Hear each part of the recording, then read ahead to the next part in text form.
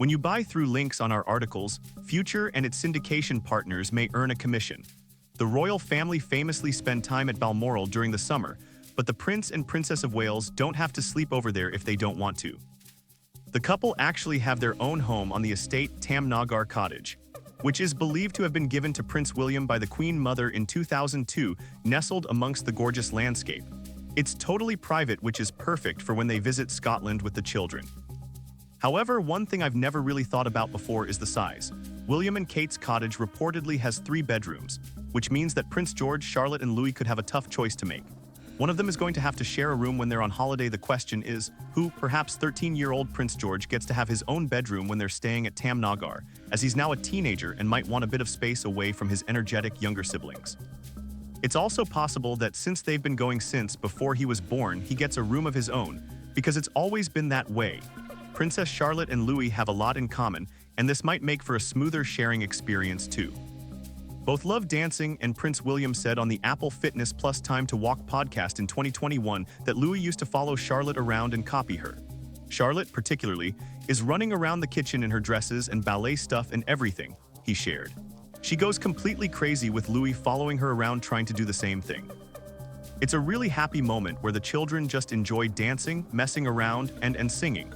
Prince Louis has also been perfecting his handstands, according to Kate, though the youngster said at the Commonwealth Games that Charlotte tells him he's no good. Even though their hobbies are similar, the Prince and Princess of Wales might think it's their only daughter Charlotte who deserves her own space most. When he was on Heart Breakfast in May, William jokingly told Charlotte and Louis, "Make sure you're not fighting over who's listening to what this morning." So it seems they do squabble, and we know the Prince and Princess have implemented a taking turns policy for choosing music. Maybe they could do the same with who shares and who gets a room to themselves at Tamnagar Cottage. For all we know, the kids could even end up wanting to share with one of their siblings and find it fun whilst they're on holiday. Prince William, Kate, George, Charlotte, and Louis all regularly go up to Scotland at some point during the summer, and there's no reason to think they won't this year. Balmoral means a lot to the royal family, and Prince William has shared his childhood memories of going there. "My childhood was full of holidays, having fun in the fresh air, swimming in lochs, family barbecues with my grandfather in command, and yes, the odd midge," he declared in 2021. Later adding, George, Charlotte, and Louis already know how dear Scotland is to both him and Kate, and they are starting to build their own happy memories here too. There is a house in the Scottish Highlands that the Prince and Princess of Wales call their private sanctuary. A place away from the cameras, away from the ceremonial obligations, away from the relentless pressure of being the future King and Queen of England. Most people know it exists. Very few know what makes it genuinely remarkable. And when you find out, you'll understand why this detail tells you more about William and Kate than almost any public appearance ever could.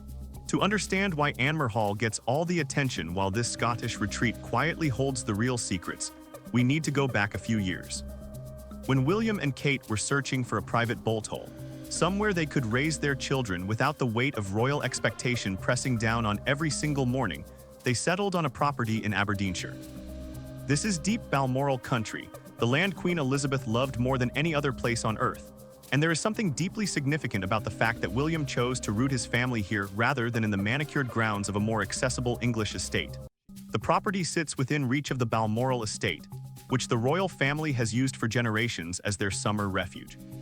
Queen Victoria famously described Scotland as the place where her soul could breathe, and sources indicate that sentiment has never entirely left the family's relationship with this part of the country. For William, who sources close to the prince suggest carries a deep and personal grief over the loss of his grandmother, being near Balmoral is less about tradition and more about connection. The landscape itself is a kind of comfort. Kate, for her part, has spoken openly about how the natural world grounds her. Her photography, her love of outdoor spaces with her children, her visible ease in country settings rather than formal palace environments, all of this points to a woman who finds the Scottish retreat genuinely restorative rather than merely dutiful. Reports suggest the couple made deliberate choices about how this property would function, and those choices reveal something quite specific about their values and their vision for their family. Now, here is where the story becomes genuinely interesting. Because what palace insiders have described about the interior and the grounds of this Scottish home goes against almost everything you might expect from a senior royal residence. The detail that has quietly circulated among those who know the property is this: William and Kate have incorporated a working kitchen garden into the estate, and it is not merely decorative. Sources indicate it is actively used, that produce from it ends up on the family table, and that Kate in particular has made it a point to involve George, Charlotte, and Louis in the growing and harvesting process. This is not a PR exercise. The garden existed before the royal couple made it a cause. The choice to maintain and expand it was, according to accounts, entirely private and entirely genuine. You might be thinking, well, what is so dramatic about a vegetable garden?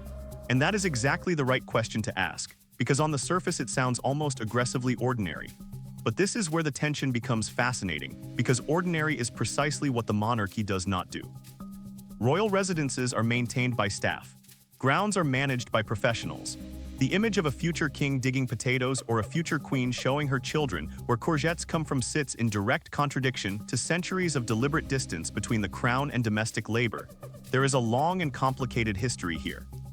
The British monarchy has always walked a careful line between projecting relatability and maintaining the mystique that gives the institution its power. Too distant and you lose public affection. Too familiar and you risk undermining the sense of exceptionalism that makes the crown meaningful to millions of people. William's father, now King Charles III, was arguably ahead of his time in pursuing organic farming at Highgrove, and he faced decades of gentle mockery for it before sustainable living became culturally mainstream. What sources suggest is that William and Kate watched that arc very carefully. The difference, palace insiders have noted, is that Charles made his farming a public philosophy. It became part of his identity and eventually part of his brand. William and Kate have done something more subtle and some would argue more politically astute. They have kept this aspect of their lives almost entirely private. There have been no orchestrated photo calls in the garden. No carefully timed revelations to sympathetic journalists.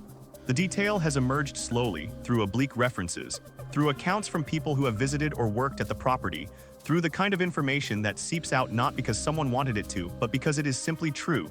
That distinction matters enormously. Because in the current climate, where every royal gesture is parsed for authenticity or its absence, the things that stay private carry a different kind of weight.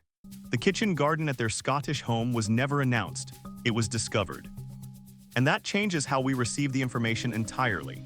The moment this detail began circulating more widely coincided with a period when William and Kate were navigating genuinely difficult terrain.